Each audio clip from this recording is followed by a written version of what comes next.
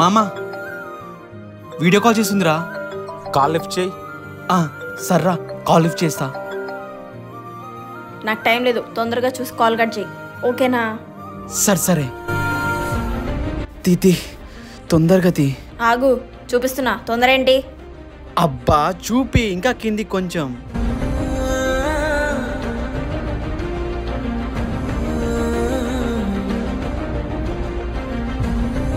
అరే మామా,